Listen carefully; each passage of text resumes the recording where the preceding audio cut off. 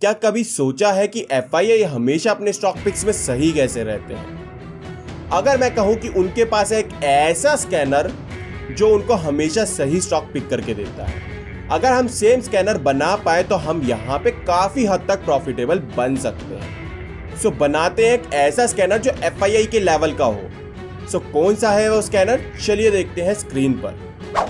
अब यहाँ पर स्कैनर समझते समझते आपको साथ साथ समझना पड़ेगा कि उनकी कंडीशंस हम किस तरीके से मैनेज कर रहे हैं। सो यहाँ पे आपको एक चीज समझनी पड़ेगी, ये है हमारा स्कैनर जो कि हम चार्टिंग पे यूज कर रहे हैं। सबसे पहली कंडीशन क्या है हमारी, डेली हाई माइनस डेली लो greater than 1 day ago high minus 1 day अगो लो। मीन्स जो आज पर्टिकुलर शेयर ने रेंज बनाई है वो रेंज बड़ी होनी चाहिए कल की रेंज से। सेकंड क्या है, वो रेंज बड़ी होनी चाहिए परसों की रेंज से।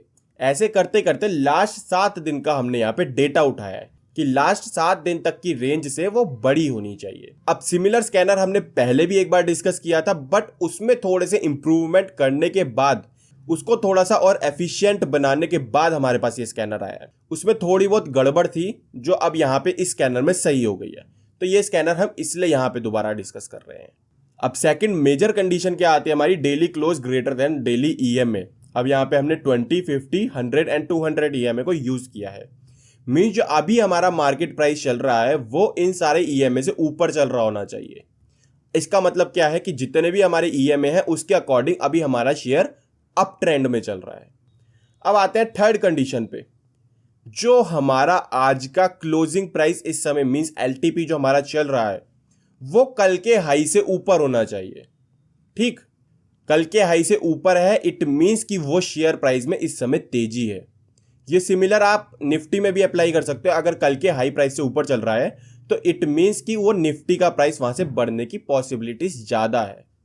ठीक, नेक्स्ट कंडीशन हमारी आती है daily close minus daily open. Means जो हमारा डेली क्लोज है वो बड़ा होना चाहिए डेली ओपन से। इसका मतलब क्या है कि हमारी ग्रीन कैंडल फॉर्म हो रही होनी चाहिए, क्योंकि ग्रीन कैंडल ही है जिसका डेली क्लोज जो है वो ऊपर होता है और डेली ओपन नीचे होता है। तो हमने इसको बेसिकली कैंडल बता दी कि हमारी ग्रीन कैंडल बन रही होनी चाहिए। किस बेसिस पे, डेली बेसिस पे।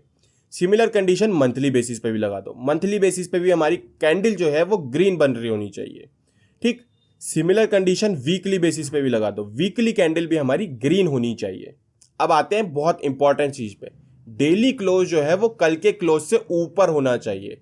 ऊपर होना चाहिए इट मींस कि हमारा जो है इस समय शेयर पॉजिटिव चल रहा होना चाहिए। जैसे रिलायंस यहाँ पे हमें ग्रीन में दिख रहा है, आईसीआईसीआई हमें ग्रीन में दिख रहा है, तो वो शेयर इस समय अगर मैं यहाँ ऐड करूं तो वो हमें ग्रीन में दिखना चाहिए। इसका मतलब ये है। अब आता है नेक्स्ट पॉइंट, डेली लो ग्रेटर देन 1 डे अगो लो। कि शेयर जो हम सेलेक्ट कर रहे हैं उसमें अभी तक कल का लो नहीं कटा है। कल के लो प्राइस से अभी तक हमारा आज का प्राइस नीचे गया ही नहीं है। इसका क्या बेनिफिट है, अभी जैसे हमने रीसेंट डिस्कस किया कि daily close greater than 1 day ago high means कि कल के हायर प्राइस से ऊपर मार्केट चल रहा होना चाहिए, तो वहां पे हम तेजी देखते हैं। लेकिन अगर कल के लोअर प्राइस से नीचे चल रहा है तो वहां पे हम मंदी देखते हैं। तो वहां पे अगर मंदी आई है एक बार भी पूरे दिन में मार्केट में, तो वो शेयर तो मेरे को नहीं ही चाहिए। देखो, हम वो शेयर सेलेक्ट कर रहे हैं जो एफआईआई को चाहिए, तो हम भी उसी अकॉर्डिंग चलेंगे। ठीक, अब नेक्स्ट कंडीशन हमारी आती है daily volume greater than 1 day ago volume into means multiply number 1। अब यहाँ पे मल्टीप्लाई नंबर 1 क्या है, ये चीज को समझना थोड़ा सा इंपॉर्टेंट है। अभी कंडीशन क्या लगा रखी है मैंने कि कल की वॉल्यूम से ज्यादा वॉल्यूम आज की डेट में हो चुकी होनी चाहिए। ठीक, सिंपल, इतना तो समझ में आ रहा है। लेकिन ये मल्टीप्लाई नंबर 1 क्यों लगा रखा है, मींस अभी उतनी ही कंडीशन सेटिस्फाई होनी चाहिए। लेकिन जैसे ही मैं इस नंबर को चेंज करता हूं, फॉर एग्जांपल मैंने 2 कर दिया, तो अब इसको 2 करते ही इसका मतलब है कि कल की जितनी वॉल्यूम हुई थी आज की डेट में उसकी डबल वॉल्यूम अगर जिस शेयर में हुई है तो वो शेयर मेरे पास आने चाहिए। इसको यूज किस तरीके से करना है, सुबह 10 बजे तक इसको 0.25 रखो, थोड़ा 1 घंटे बाद इसको 0.5 कर दो, 1 घंटे बाद 0.75 कर दो, 1 घंटे बाद 1 कर दो, 1 घंटे बाद 1.25 कर दो। तो ऐसे करते करते आपको 3 बजे तक इसको बढ़ाते चले जाना है। क्यों, क्योंकि मार्केट में जैसे जैसे टाइम बीतेगा वॉल्यूम्स बढ़ती हैं, तो हम एक ही वॉल्यूम को कंसिडर नहीं कर सकते। तो यहाँ पे हम वॉल्यूम बढ़ाते चले जाएंगे। ठीक, नेक्स्ट हमारा आता है कि आरएसआई 70 से नीचे होनी चाहिए। अब आरएसआई कहाँ से आ गई यहाँ पे, क्योंकि मैं तो आरएसआई बहुत रेयरली यूज़ करता हूँ। अब एक चीज़ समझो, अब मैं हर शेयर को ओपन करके नहीं देख सकता कि वो ओवरबॉट चल रहा है, ओवरसोल्ड चल रहा है। तो RSI का हम यहाँ पे यूज़ लेने वाले हैं। नॉर्मली RSI जब 80-85 से ऊपर होती है तो ओवरबॉट सिचुएशन होती है, लेकिन हमें थोड़ा सा डिफरेंस चाहिए। डिफरेंस किस चीज़ का, कि मैं अगर बाय कर रहा हूँ तो इतना तो डिफरेंस हो कि अगर मैंने यहाँ बाय किया है तो 2-3-4% शेयर ऊपर भाग सके। ठीक, अब यहाँ पे जितने भी शेयर मेरे पास आएंगे उन सारे शेयर में मैं मिनिमम 2-3-4% का रिटर्न लेने के बाद ही निकलूंगा। ये सारे शेयर मैं स्विंग बेसिस पे सेलेक्ट करने वाला हूँ। अब मेरे पास जितने भी ये पूरा स्कैनर बनाने के बाद जितने भी शेयर्स आए हैं, जो कि आज की डेट में ये मेरे पास शेयर्स आए हैं, तो इनको मैं स्विंग ट्रेड के लिए कंसिडर करने वाला हूँ। लेकिन अब यहाँ पे एक चीज़ और कंसिडर करनी पड़ेगी। जैसा कि आप स्क्रीन पर देख सकते हो, एंजल वन का मैंने यहाँ पे अकाउंट खोल लिया है। एंजल वन में यहाँ पे फॉर एग्जांपल हम GSFC देखते हैं।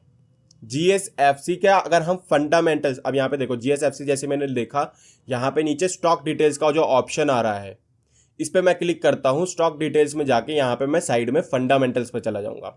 अब यहाँ पे इसके सारे फंडामेंटल स्कोर आ गए हैं कि आपके नो योर स्टॉक में जितने जितने रेटिंग्स इसको मिल रखी हैं वो रेटिंग्स मेरे पास आ गई। उसके नीचे हमारे पास फंडामेंटल रेशियोज आ गए। सबसे नीचे हमारे पास आ गया इसमें FII की होल्डिंग्स कितनी है, DII की होल्डिंग्स कितनी है, insurance company, mutual fund, non retailers, सबकी होल्डिंग्स कितनी है, वो चीज़ मेरे पास आ जाएगी। हमें हमेशा वो शेयर सेलेक्ट करना है जहां प्रमोटर की होल्डिंग अच्छी हो, FII की होल्डिंग अच्छी हो, म्यूचुअल फंड की होल्डिंग अच्छी हो, इंश्योरेंस कंपनी की होल्डिंग अच्छी हो। नॉन इंस्टीट्यूशन को हम यहाँ पे इग्नोर करेंगे। Ignore in the sense, non institution की होल्डिंग जहां पे ज़्यादा है कंपैरेटिवली FII वगैरह से, वहां से दूर हो जाओ, क्योंकि रिटेलर जो सेलेक्ट कर रहा है हमें वो चाहिए ही नहीं। हम हमेशा वो सेलेक्ट करेंगे जो FII के पास जाता है। ठीक, एंड सेकंड पॉइंट, यहाँ पे जो नो योर स्टॉक का ऑप्शन है, यहाँ पे आप इसकी रेटिंग ओवरऑल देख सकते हो। अगर यहाँ पे रेटिंग बहुत ही पुअर आ रही है तो वहाँ पे उस शेयर को इग्नोर करने की कोशिश करो। ठीक, अब इसमें से 10 शेयर अगर हमारे पास आए हैं तो 10 में से हमारे पास 7 या 8 अच्छे शेयर हैं। ठीक, 1-2 शेयर इसमें से हमारे निकल जाएंगे। अब इनको मैं ले जाऊंगा स्विंग बेसिस पे। अब ये ऐसे शेयर हैं जो हमारे पास फंडामेंटली भी स्ट्रांग है, टेक्निकली भी स्ट्रांग है। तो इन शेयर को अगर आप उठाओगे तो आपको क्या लगता है कि क्या होने वाला है? कमेंट्स में मेरे को ज़रूर बताना कि ये शेयर आपने उठाए, इस स्कैनर के बेसिस पे आपने जो काम किया उनका रिजल्ट क्या रहा है, क्योंकि मैं तो इस स्कैनर पे लास्ट 2 साल से काम कर रहा हूँ। एंड इन केस अगर आपको सेम स्कैनर की एल्गो चाहिए तो कमेंट्स में लिखना एल्गो एल्गो एल्गो।